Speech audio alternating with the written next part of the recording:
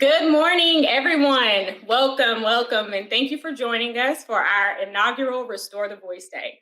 I'm your host, Monica Riley, and I'll serve as your guide as we move throughout the day. Here's what we have on agenda for today. First, we're going to take a trip down history lane to give you guys some historical context into the fight to protect voting rights in our state. Then we'll take a moment to give you some details on some current voting rights bills that are up for debate this legislative session. We'll also discuss the process of getting the bills passed and discuss what role you all can play in the process, such as storytelling to garner support for your legislators. If your storytelling skills are a little rusty or non existent, don't worry, we got you covered. We'll be sharing storytelling tips today as well. Then we'll wrap up with a special message before we break out for our big push. But before we kick things off, I want to go over a few tips that will help you stay involved throughout the day. First, pay attention to the announcement at the bottom of the screen. This is where we'll post some reminders and resources throughout the day. Also, be sure to download your push kit by visiting the bit.ly link that's on the screen.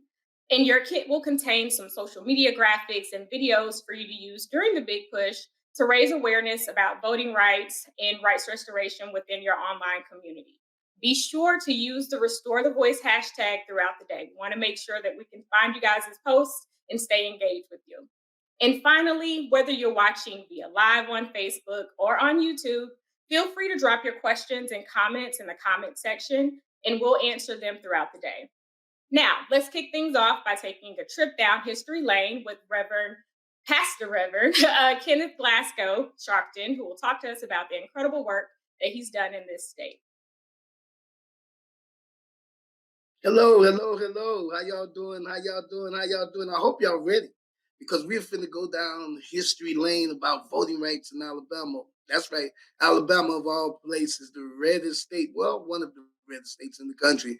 But it started all in 1994. I was doing my 7th year out of my 14-year bid in Florida. I got an epiphany from God to do what's called TOPS, the Ordinary People Society. I replicated Jesus' ministry along with other ministries that with Buddha. I'm a Buddha with Muhammad and all. And I found out that there was something that existed in all of these different societies, these different religions and all that, and doing what's called theosophy. Theosophy is the study of all religions. I found out that people had a God-given right, and that right was to vote. And then I found out in America, the only thing that determines you or gives you citizenship is not only your birth certificate, but your right to vote. And this is why they take it from us. So when I got out in 2001, I hit the ground running in order to go out and vote and be a part of society and experience the democratic process and all that. And what ended up happening is I found out they wouldn't let me vote. And I got mad. And I said, okay, y'all won't let me vote. I'm going to make sure every god dog body I know can vote.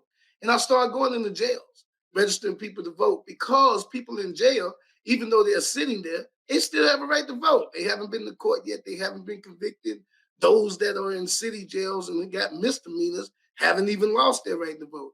And when I started that, it became very, very controversial. So from 2001 to about 2004, and then they turned around and said, we're going to give you your voting rights because you only got a possession charge. And I guess that was to patronize me or satisfy me and make me go away. But what it did was it instilled in me some more initiative because I found out that I must have been making progress, must have been impactful, must have been effective. And so from 2005, 6, and 7, we was exploring trying to get rights back and get automatic restoration with Dr. Yvonne Kennedy and Representative Laura Hall and all. And they kept fighting them. In 2008, I went to a meeting. We just bombarded a meeting with Troy King, who was that. He was the attorney general at that time. I took about 20 people with me, guys with long dreads and all that. And you know, they felt they fit the stigma, but neither one of them had felonies. And then speeded on up. What ended up happening, he went to talking about moral turpitude. And we had no idea what he was talking about. And so we told him, hey, you're the chief of law enforcement in the state of Alabama. You explain moral turpitude. And we found out that moral turpitude was actually a law that was in the Constitution, meaning that if you committed a crime not involving, President Obama the first time. We got about 6,000 people out of jail and prisons to vote for President Barack Obama. I took him to court, Glasgow versus State of Alabama. You can look it up. But one of the things that I'm happy about is that's the history. That what doesn't happen. But let's talk about now. What we have now is a coalition, and that coalition consists of people like Monica Riley and Jay Gregory, all kind of different people, Miss Kathy from League of Women Voters, and all kind of different voters and coalition. And I just want to thank God to see a dream come true. Because when I was out there by myself and had no help, I was like, where's everybody at? And now everybody's here. You're here. And it's your time.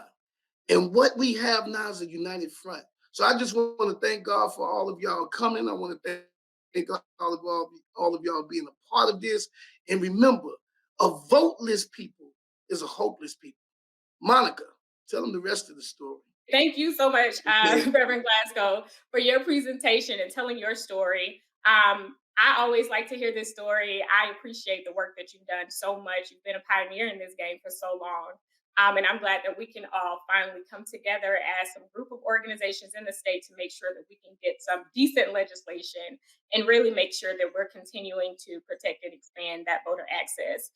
So you definitely set the stage for our next segment, which is Get the 411, where I'll discuss the current voting rights restoration bills, some additional voting rights legislation that we also have up, and I'll also talk about where we are in the process for those particular bills. So for the first two that's coming up, which are HB 53 and SB 6, which are rights restoration bills. HB 53 is sponsored by Representative Laura Hall. SB 6 is sponsored by Senator Linda Coleman Madison. Now, if you go pull those bills up right now, they are not going to be the prettiest set of bills that you've seen. What we've been able to do as a coalition is come together and create these platforms about what we would or would not accept in a rights restoration bill. Where we currently are with those two particular bills is in the negotiation process, making sure that the bill is ready so that it can be filed.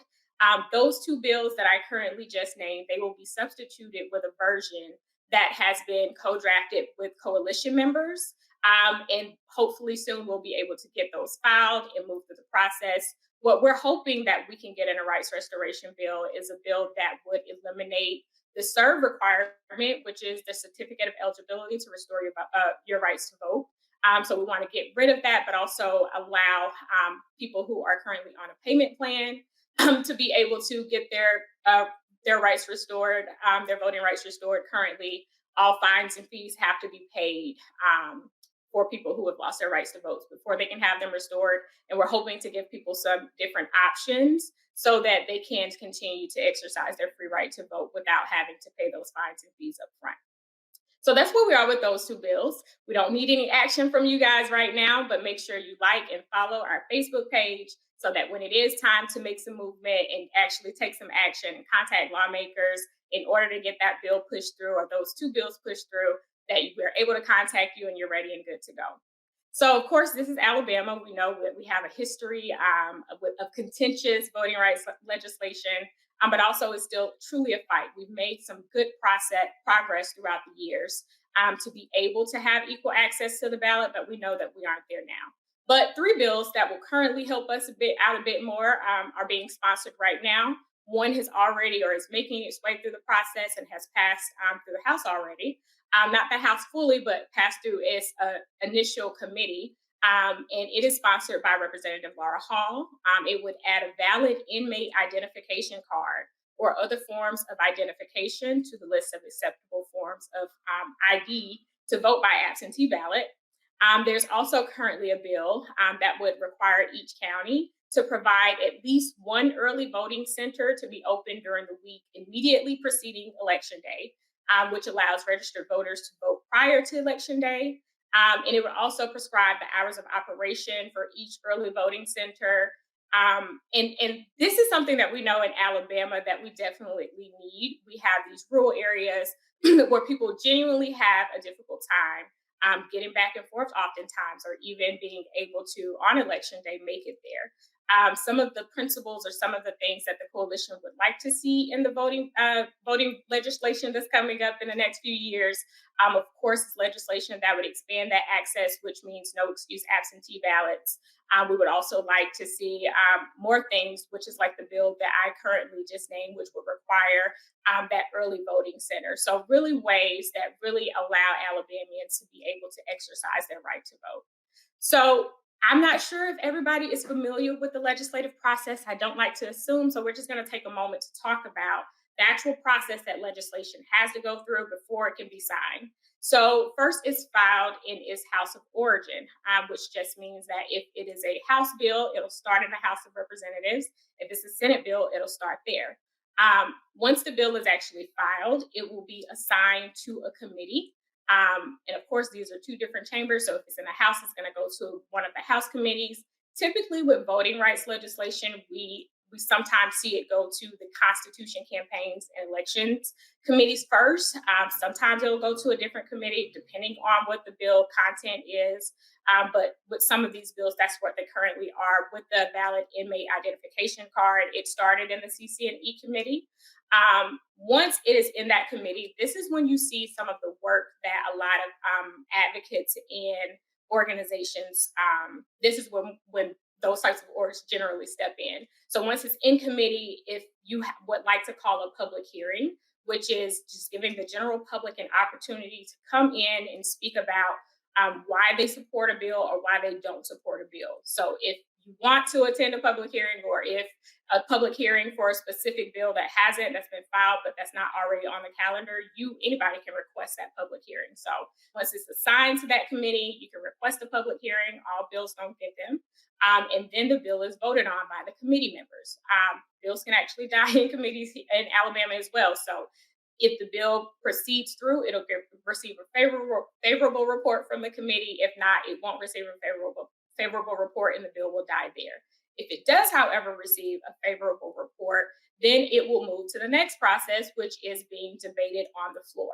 So in the House, you start, it's filed, then it goes to the committee. If it's voted out of committee, then it will go to the floor, the House floor, for debate. This is when it is voted on by the full body of that chamber. If it does not pass, it remains there. If it does pass, then it moves over and it starts over in the other house. So in the House of Representatives, it will start in the House of Representatives. If it makes it through and it gets that final floor vote, it will then be assigned a committee in the Senate, and that process will repeat itself. If it makes it through the committee floor, then the bill goes to the governor's desk to be signed. So that's kind of the process of how you actually get the bills passed. With your role and how you can actually impact this legislation and how you can use your voice is, one, by going to that public hearing, right? You can request a public hearing, you can attend to speak on one, but you can also email your lawmaker during this process and ask them to support bills and ask them to not support bills. So with some of the voting rights legislation that I just named, if this is legislation that you are also in support of, then hey, email your lawmakers. You can call them as well, and you can ask them, hey, please support this legislation. Again, we don't need any action on the first two right now with the rights restoration. We're still in a drafting process, but we will absolutely let you guys know when it's time for that.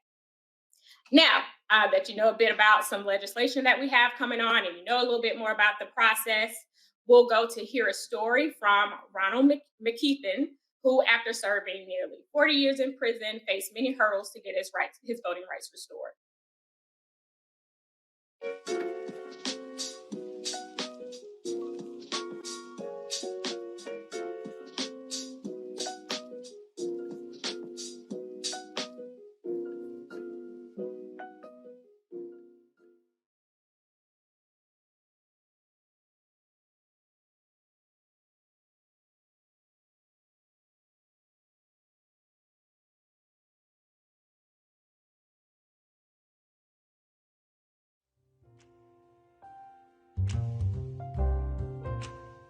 Hi, my name is Ronald McKeithen.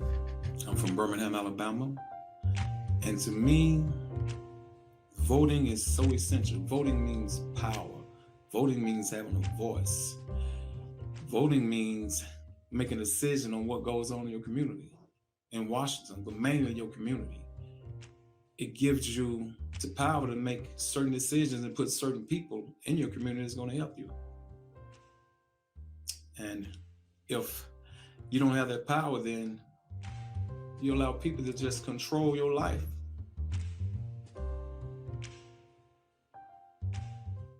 And what I regret is that so many people, particularly in my communities, is not aware of the importance of it. They feel that their votes don't count. They feel if they go and vote that they're still going to put in office who they want. But they're so wrong. Numbers is power. And if you increase your numbers, you have more power. And I'm blessed to be able to vote.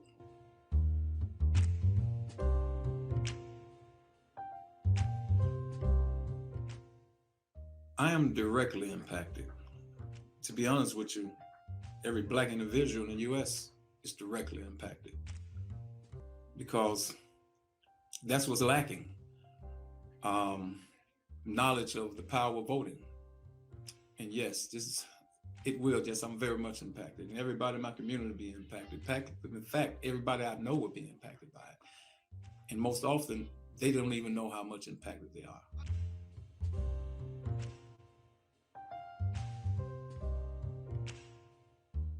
I've witnessed the results of bad politics.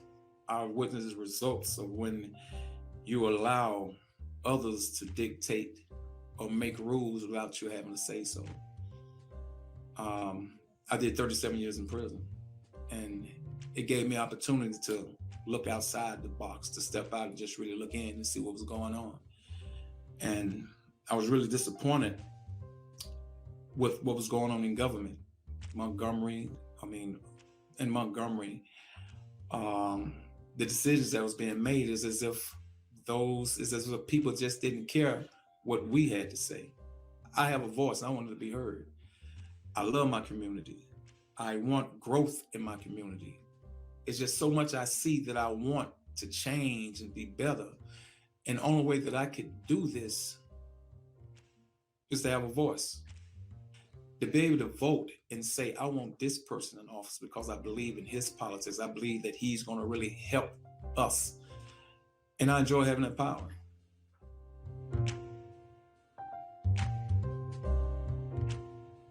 I went to prison at a young age. When I was 21, I did 37 years. And while in prison, I wasn't allowed to vote. In fact, my voting rights were taken from me when I got my first felony case. But while in prison, I had the opportunity to sit down and be still and just pay attention to what was going on with politics. I finally first got involved with really paying attention to things is when Clinton was campaigning, and even more so involved with Obama. But while in prison, the thought of being able to vote never crossed my mind, because I knew that I lost that. And we would have all kind of political conversations, but it would never come to us being able to vote. I always thought that I would have to get out and encourage others to do it because they still had the power to do it, to try to help someone campaign, because even then I knew that I wanted to be a part of a change. But yeah, almost 40 years, I haven't been able to vote. Nearly 40 years. Voting rights is important to me because it gives me a voice and it gives me power. And I feel that if the neighborhood I lived in and grew up in, if everybody in that neighborhood was voting, had the power to vote and actually voted, Titusville wouldn't look like it do today. It wouldn't look so discarded. And when you don't care about voting rights, if you don't get involved in the political process or use your voice for the growth of your community, your environment, you would sit back and watch it just go down. You would sit back and watch money that's supposed to be going to your schools, your kindergartens, or your community go somewhere else because you're not making a voice saying, hey, we need this, and by right, you're supposed to give it to us. I'm just happy that I'm able to vote. I'm just happy that it was a blessing that when I got out of prison, I met someone that was able to open the door for me to get my voting rights back.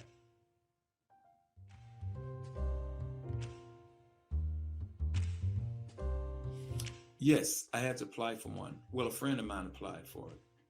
The whole process was handled by Dory. She's been instrumental in getting a number of guys voting rights back, particularly that have been in prison. And it was accessible. The difficulties that she had, she's familiar with it, and she loves it. She thrives on it. And I gotta admit, I was shocked that when she told me that I would be able to get my voting rights back. I was shocked that when I went to get my card and to hold it up and get a picture, it made me feel real great to stand in front of City Hall to have my voting rights back. It was like becoming a citizen again, all right? Because when you're a Black ex-con with a record, you don't really feel like a citizen because so many things have been blocked away from you. You got to struggle more to just survive. But to get my voting rights back, it's like, I feel like I'm back, that I have been properly reintroduced to society. And now I have a voice to where I can make decisions and be an example for others.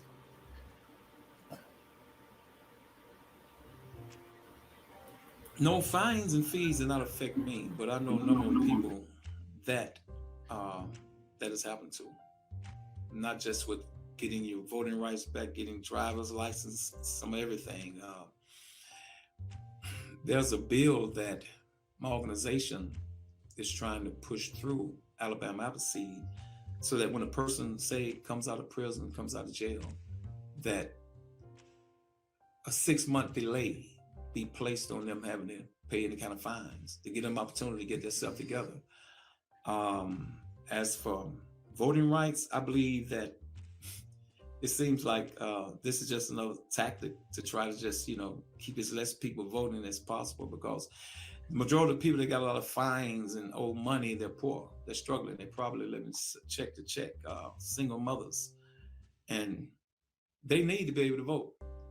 But I wish that we can do away with having to pay fines before you can get your voting rights back, but that's the way the world is right now, and I regret it. Yes, I agree with the bill, because so much has been done over the years to chop down voting rights. It seemed like they're putting more effort in making it more difficult for a person to vote than to open the door or even teach them. Every time I look up, it's some new rule that's keeping people from really just exercising their rights. And it's not right. It's the same thing's been going on for years, for centuries, but just done with a little more style or class now, I guess.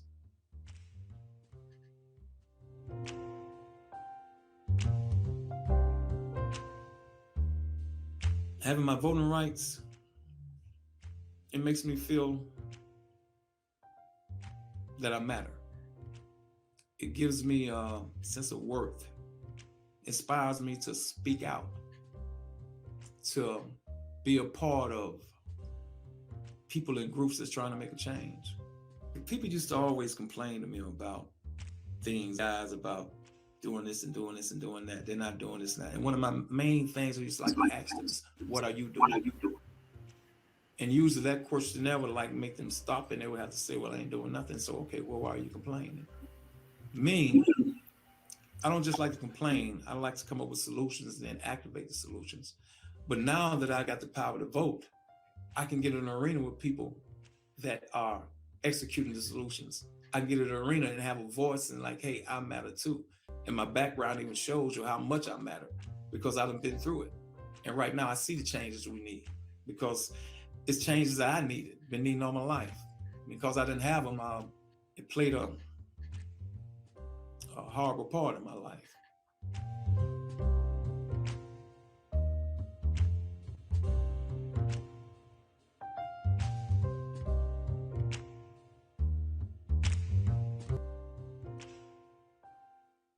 I work for Alabama AVRC. is an advocacy organization that try to do away with laws that are unjust and create laws that would be more just. And one of the things they do is, well, was RISD wasn't the thing they really prepared to do. It wasn't really doing at the beginning, but reentry. So far, they have freed 6 men that were incarcerated for decades under Habitual Offenders Act, life without parole, and hadn't killed, raped, or touched anyone. I was one of them individuals. I've been locked up for 37 years, and then they realized that I didn't need to be there any longer. People that was coming in noticed me. And this organization, when I got out, they noticed me too, and they hired me to be the reentry coordinator. So now I deal with other guys when they get out of prison, helping them get all the information they need, from the driver's license, social security card. You would be surprised that when a guy leaves prison and been there for decades, nearly 40 decades, they don't have any paperwork. They don't have nothing. And they have to be slowly blended back in society. But what I love is when I can call, or somebody from prison called me and they say they saw this, to say that city, I make them proud. Because a lot of them in prison, they know they're not getting out of prison. They know they're going to die in there. I thought I was going to die in there. But for somebody that was sitting or laying next to them or eating at the same table that posed to die with them, to be out, talking about them and what they're going through and how much they need some support or something that makes them just, hey, they'll die with a smile. You know, that's all we want. We just wanted somebody to notice us and notice our voice and notice our pain. And somebody did. And I'm blessed to be working for the organization that's saving lives, because they saved mine.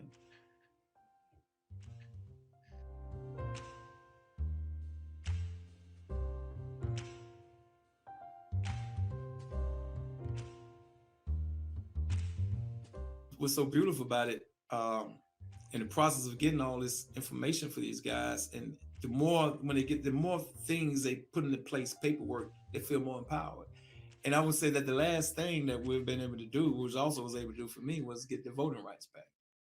And you got to understand that when you're in prison and the way you're talked to, treated, constant every day, it's like you feel so unempowered. You feel so like they can make you feel like dust, like dust on the chessboard. You're not even a piece on the chessboard anymore.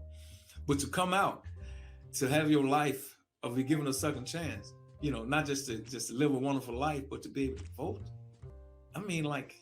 It's like them taking the shackles off, And it's so important that we restore the voice, because there's so many people that has things to say but are not heard, and they don't have the proper platform to be heard. And restore the voice. This is the platform to restore this votes that will give people that power to have something to say. And I'm so proud and happy to just be able to share something that would encourage somebody else too, because regardless of the struggles you go through and getting it, because I'm telling you, it's hard to, especially in this COVID age, it's hard to reach certain offices. It's hard to get people on the phone, but you got to be determined. You can't give up, because sometimes it may seem that these barriers are placed there to make you give up, especially when it comes to voting. These barriers are there to make you not want to stand in line that long, not want to wait on the phone, hearing that sound and stuff. But if you knew the importance of it, if you knew the power it give you, if you knew the change you can make with these voting rights, you would stay there for an hour or two, listen to that elevator music, or trying to get in this office or that office, or trying to get this paper, get this signed. But once you get it done, the sense of accomplishment, the sense of worth that gives you, just to be able to say, hey, I can vote. I got a voice. Restore the voice.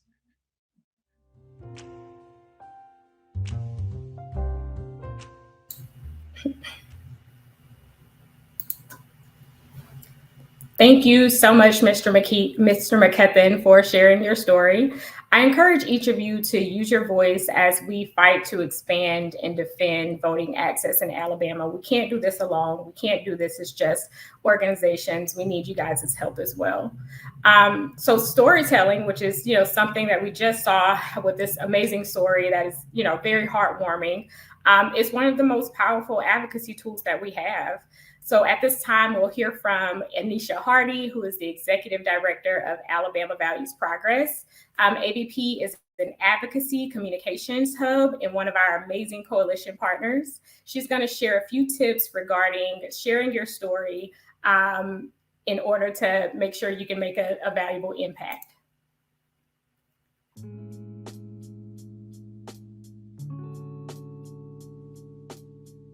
Hi, I want to take a moment to give you a little information regarding one of the most powerful advocacy tools that we all have access to, storytelling. So what is storytelling? Storytelling is the cultural and social activity of sharing stories. It's one of the first language skills we develop and is universal across cultures and time. We see the world as a set of stories. Long ago, once upon a time, let me tell you, or see what had happened was. I'm sure we've all heard variations of these phrases at some point in our lives. Storytelling is an ancient art. Being able to tell a story that people can enjoy, remember, and engage with is both compelling and may seem difficult to accomplish. But we are all natural storytellers, and we all have a story to tell. Stories have the power to persuade and mobilize people to action. There is cognitive research that shows that stories are 22 times more memorable than facts. Stories engage the emotions of the audience and keeps their attention. That's why storytelling can help make the case for why a legislator should support a particular cause or a bill. Now, hopefully I have your attention, and you're asking yourself, how can I use storytelling to garner support for voting rights or other civic participatory activities? Well, here are a few pointers. There are two key components that you want to keep in mind when crafting your story. The first component, the ask. Your ask should let legislators know why you are there and what you ultimately want. You want the ask to be clear, concise, and confident. The second component, know your audience. Familiarize yourself with whom you're sharing your story with. See, this will allow you to craft your story based on the values you share with your audience. Now, consider the relevance to your legislator's district and how your story might reflect broader community issues. Now that we've covered the two key components to keep in mind when crafting your story, let's dive into the 5 steps that will help you craft a clear, concise, and memorable story. Step 1.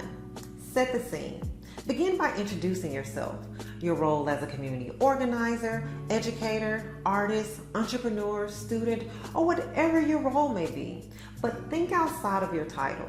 Instead of saying, "Hi, I'm a voting rights advocate," consider saying, "Hi, I lead a program in your district that helps everyday Alabamians use their rights to vote."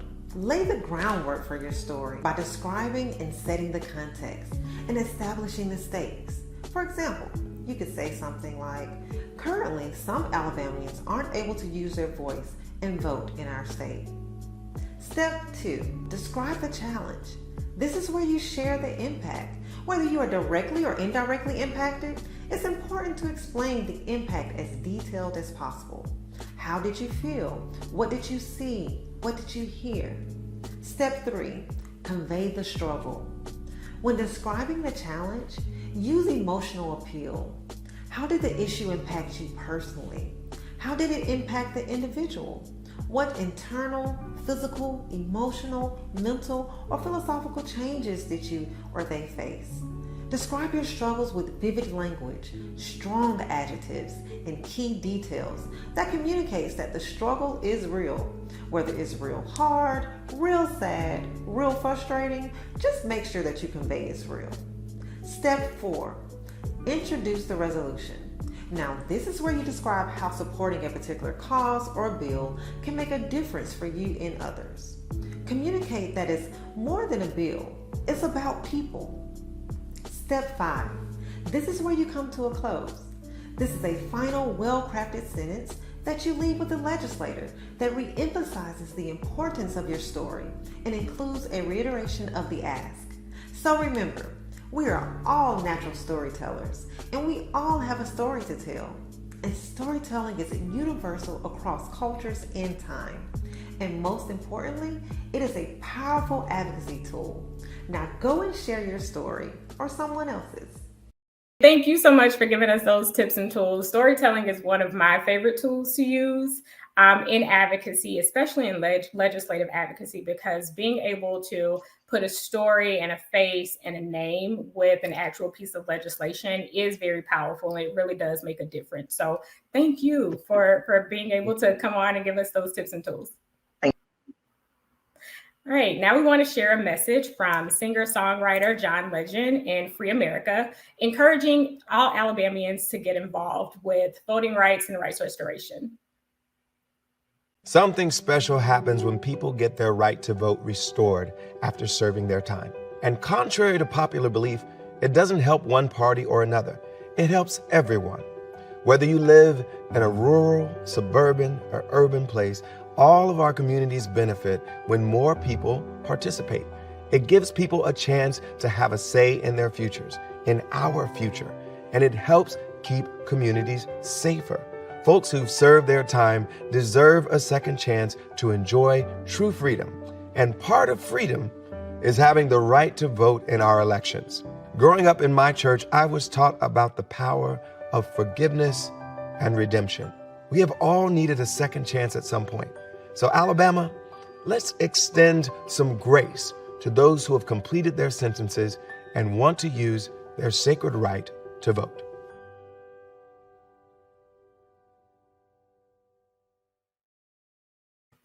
And the biggest thank you to John Legend and the Free America campaign for also being partners with us in this and making sure that we're all trying to get the message out to Alabamians that this is an issue that we should all be focused on. So what's next? We're getting ready to break into the big push for today, which includes a breakout session to teach you guys how to craft your story, how to use it in your ask with your lawmakers. We're going to break out and use that link that's currently on the screen, and you'll get a chance to have some one-on-one conversations and interactions. If you have your story, you don't really know how to craft it, you don't really know how to frame it, just switch on over and we'll make sure we can actually have some deep conversations about that to make sure that you have everything that you need. We still encourage everyone to download the push kit and share the content in that push kit with your communities, with your other organizations, if you're part of any and you're on this live with us today. Also just with your community members as well, and for you guys to use too. So if you'll just take a moment and take that bit.ly link and hop on over, we'll meet you on Zoom. I do want to thank everybody for joining us today and spending this time with us to really talk about some important issues in Alabama specific to voting rights. I know this isn't the only thing that we're all fighting for in Alabama, but voting rights is a cornerstone of our democracy. And with this coalition, I do want to thank all of our coalition partners. There's so many of us throughout the state. It's an amazing group of people, and we've been able to, in just a year, guys, be able to come through and do so much work and lay the groundwork this year so that for years to come, we'll be able to make sure that we're still able to fight for some decent legislation, some good legislation in Alabama, to make sure that we're continuing to try to expand that voter access. So meet us over on Zoom. Thank you all for coming on this live today. I appreciate the time that you took out. Remember to like this Facebook page, and also remember to share it out. This video will still be up because it's a live. You can share it out with your communities just so that we can make sure that we get as many folks involved in this as possible. So thank you guys. And if you have any trouble accessing that link, or if you have any questions right now, you can pop it in the chat and we'll get ready to prepare to answer those questions. And we're hopping over to go to Zoom right now.